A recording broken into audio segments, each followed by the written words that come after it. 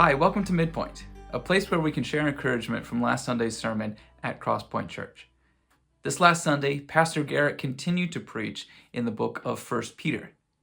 1 Peter chapter 2, verses 9 through 12. One thing that Pastor talked about was spiritual sacrifices, and he laid out some that we can do.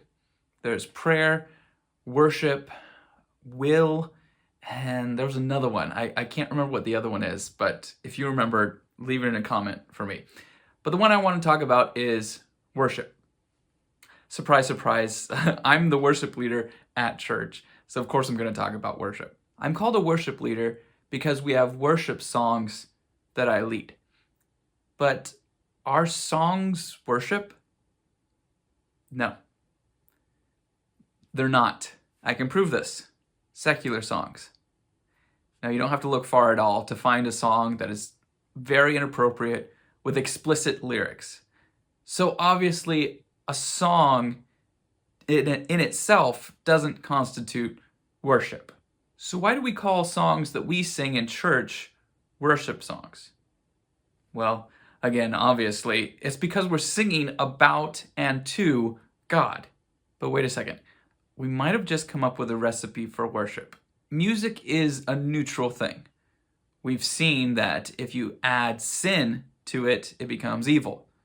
But if you add God to it, it becomes worship. Let's keep going with this. If we add God to our thoughts, do they become worshipful thoughts? AKA prayers? What if we add God to our conversations? Do they then take on a worshipful quality? What if we add God to our job? Then doing our job well, would that be worship? What if we add God to our friendships, our marriages, our families, our finances? Can doing all those things with God in the mix be considered worship now? Yes, of course. Now, what does it mean to add God to all these things? Well, it means to seek out in His Word what He wants us to do in all these situations. Every one of these situations has been talked about in Scripture. How we should do our job, how we should live our life in our family, in a marriage, with our kids, and even with our finances.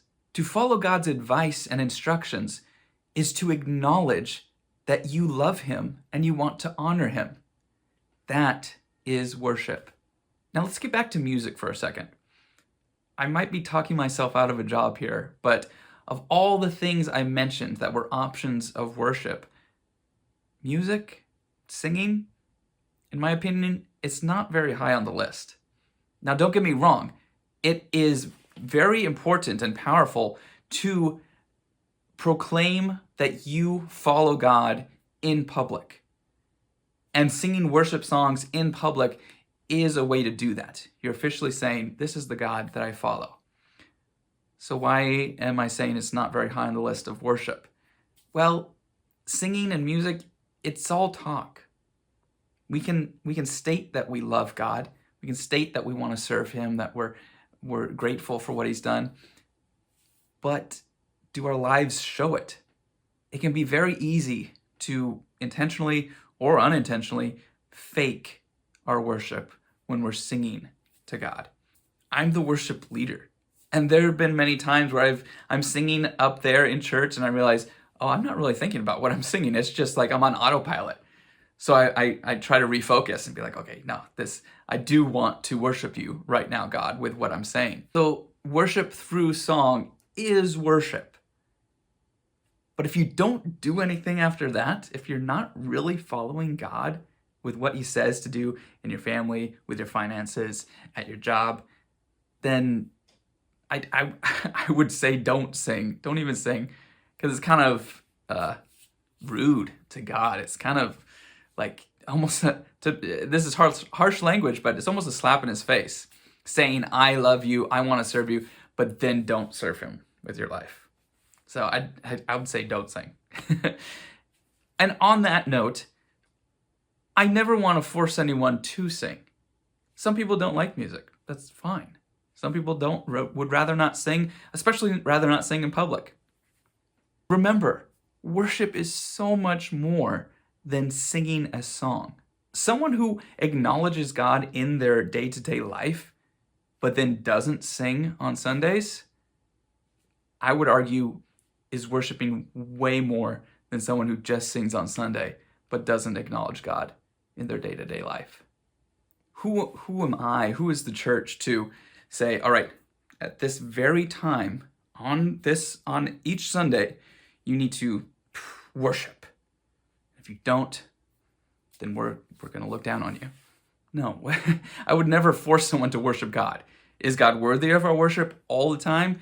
Yes, he is. And I encourage people to worship. But worship is between you and God. Music is a great, easy way to worship.